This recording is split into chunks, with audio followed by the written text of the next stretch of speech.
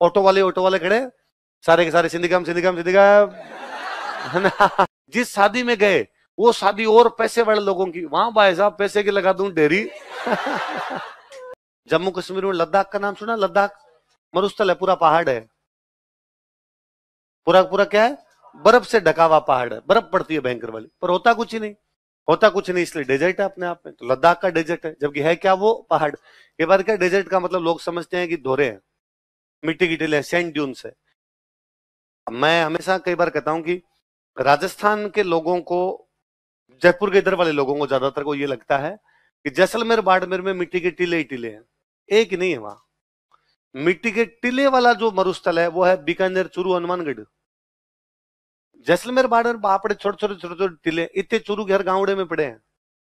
पर कई बार कई चीजें फेमस होनी होती है, तो जैसलमेर बाड़मेर दोनों के लिए फेमस हो गए। जैसलमेर बाड़मेर में प्लेन डेजर्ट है। आप, मैं हमेशा मेरे दोस्तों को हंसता हूँ, यदि किसी को गाड़ी चलानी सीखनी हो तो जैसलमेर बाड़मेर जाके सीखे। भाई साहब रोड पड़ी है नाक की डंडी की सीध में, एकदम सीधी सीधी रोड पड़ी है और 3 किलोमीटर तक दिख रही है, दूर दूर तक ना बंदा ना बंदे की जात, ना तो आगे गाड़ी आ रही ना पीछे गाड़ी, आप ही चल रहे हो खाली। न कोई गांव है, न कोई मिनक है, न कोई साइड में पेड़ पौधे हैं, ना कोई झाड़ियां हैं, ना कोई टीले हैं, रोड दिख रही है साफ साफ। आपको टीले देखने, आप कभी इधर चूरू से, सिकर से निकलने के बाद चूरू वाली रोड पे निकल जाओ, आप फतेहपुर क्रॉस करने के बाद रोड के दोनों साइड में भयंकर विशाल का टीले मिलेंगे। आप हनुमानगढ़ की साइड में, थोड़े पल्लू की साइड में उधर निकल जाओ, आपको रेगिस्तान मिलेगा, धोरमवाड़ा रेगिस्तान मिलेगा। आप बीकानेर की तरफ जाइए, धोरमवाड़ा भयंकर रेगिस्तान है। पर ये राजस्थान के बाहर के लोगों को तो ये लगता है कि पूरे राजस्थान में धोरे हैं। आप कभी दिल्ली जाओ तो वहां यदि आपको कोई यूपी बिहार का दोस्त बन जाए तो वो आप जैसे उसके रूम पे जाओ सबसे पहले पानी पिलाएगा आपको।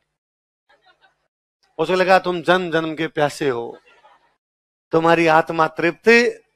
वो तो हमारे एक सीनियर दिल्ली रहते, तो वो हंसते थे कि उनके जस्ट पड़ोस में कोई बिहारी भैया रहते, वो फ्लैट लिया और उसमें वॉशरूम कॉमन था। अब सुबह सुबह कोचिंग का टाइम सबका एक साथ ही होता, तो कि मैं एक दिन नहा रहा तो उन भैया ने किया कि भाई फटाफट नहा के बाहर आ जाए, मुझे भी नहा के कोचिंग जाना है। तो मैंने कहा यार आ रहा हूँ यार, नहा तो लेने दे। उसने 2-1 मिनट बाद में वापस कहा, अरे कहा हम समझते हैं राजस्थान में नहीं नहाए तुम लोग। पानी नहीं रहा होगा तो क्या पूरा आज ही नहाएंगे? अब बाहर आ जाइए, तनिक हमको भी नहाने दीजिए। तो मैंने वापस कहा यार रुक जा यार 2 मिनट, अभी तो पानी चला है। अरे कैसे चला है, कितनी देर से नहा रहे हैं, पानी नहीं देखे, हम समझ रहे हैं आपकी बात। तो उनको लगता है कि ये नहाते भी 7-8 दिन में है। वो दिलीप सर हमेशा एग्जाम्पल देते हैं, कोई सर पढ़ते हैं वहां, कोई दिल्ली में सर के, कोई कर्नाटक साइड के, उधर के भी कोई दोस्त बन गए। सर एंड वापस जयपुर आ गए, इनके कोई एक दोस्त और टोंक के, और उनकी कोई शादी, तो उन्होंने सब दोस्तों को बाकियों को बुलाया, तो उन्होंने कर्नाटक वाले फ्रेंड को बुलाया। तो उन्होंने सर को और इनको फोन किया कि भाई वो जाओगे टोंक वाली शादी में? उन्होंने कहा जाएंगे यार, हमारे तो जयपुर के पास ही पड़ता है। तो मैं आ रहा हूँ, मैं कैसे आऊँ? मैंने कहा तू एक काम कर, तू हमारे पास जयपुर आ जा और जयपुर से अपने हम ले लेंगे तेरे को साथ में।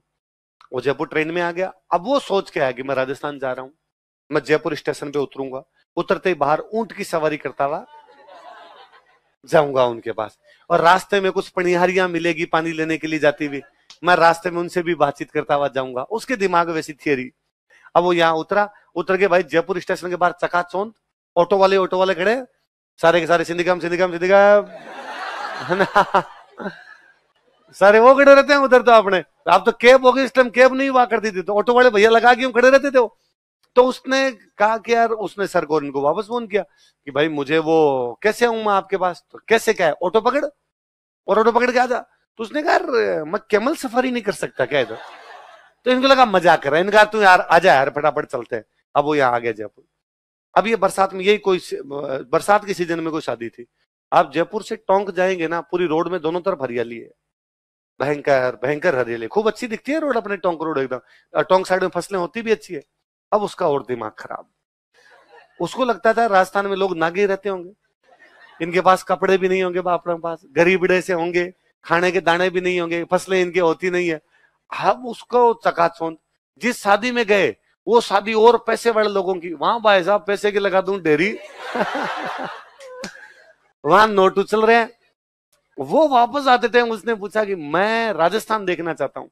इन लोगों ने कहा देख ले, ये साइड में उसने कहा नहीं ओरिजिनल वाला राजस्थान, जिसमें पनिहारियां पानी लेने के लिए जाती हो, दूर दूर से 7-7 मट के ऊपर रख के जाती हो।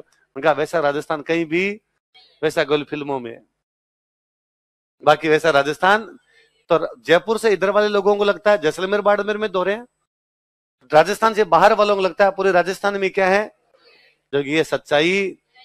तो जयपुर से इधर वालों भी यदि आपको दोहरे देखने हो तो कहां जाओगे, बीकानेर चूरू। उधर जैसलमेर बाड़मेर में दोहरे नहीं। उधर जो मरुस्थल है वो कैसा मरुस्थल है, मैदान मरुस्थल है, होता कुछ नहीं, लेकिन वो मरुस्थल कैसा है, मैदान प्लेन पड़ा है, इसलिए दिखता है दूर दूर तक, यूं आपको दिखता रहेगा, वहां पर आसपास में कोई ऑब्स्टेकल नहीं आएगा उसके अंदर। तो चंद्रसेन के पास मैदानी मरुस्थल है भाई साहब, लड़ने के लिए, छापामार युद्ध लड़ने के लिए पहाड़ चाहिए, और उसके पास पहाड़ है, जो कि मेवाड़ पूरा पहाड़ है, पहाड़ों में लड़ा जा सकता है।